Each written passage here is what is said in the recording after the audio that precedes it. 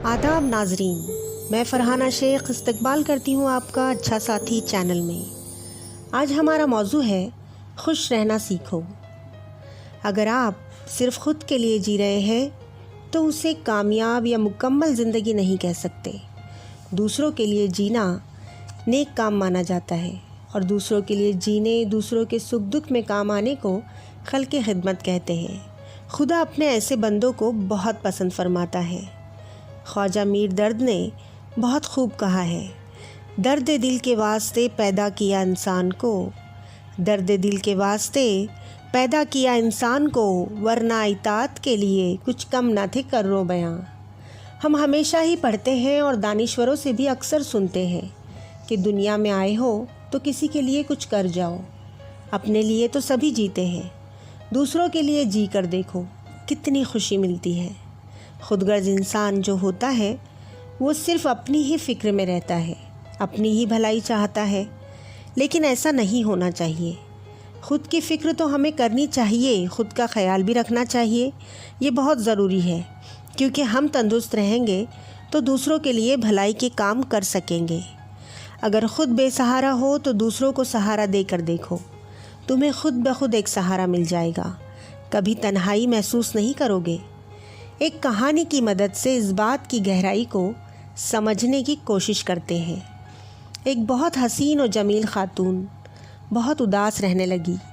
उसका दिल ज़िंदगी से उचाट हो गया, न खाने पीने में दिल लगता, न हंसने बोलने में। उसे हमेशा ये महसूस होता कि ज़िंदगी से मौत बेहतर है।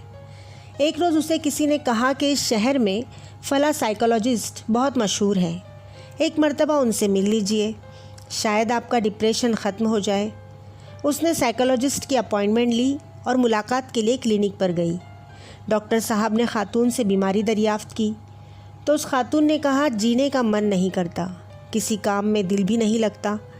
डॉक्टर साहब ने अपने क्लिनिक में सफाई करने वाली शांताबाई को बुलाया और शांताबाई से कहा, बाजू के रूम में जाकर बैठो और अपनी ज़िंदगी की कहानी मैडम को सुनाओ।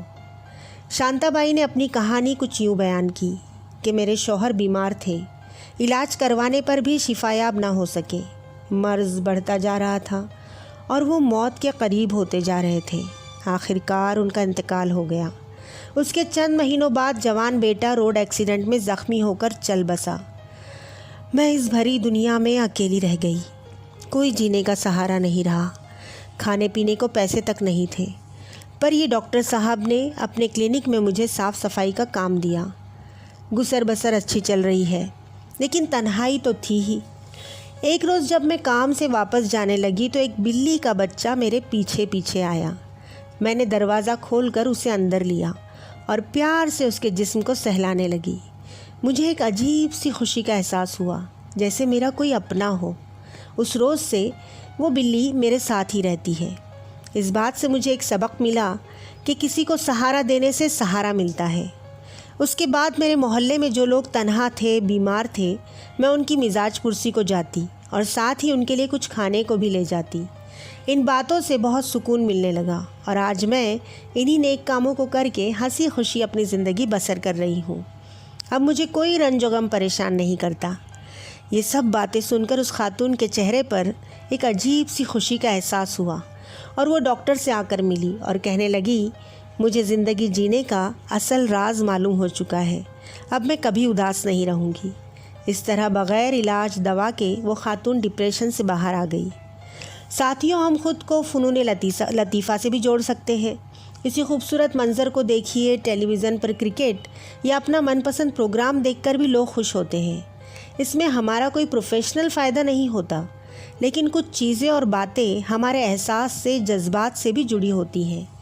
किसी बीमार की मदद करने से हमें दिली सुकून मिलता है।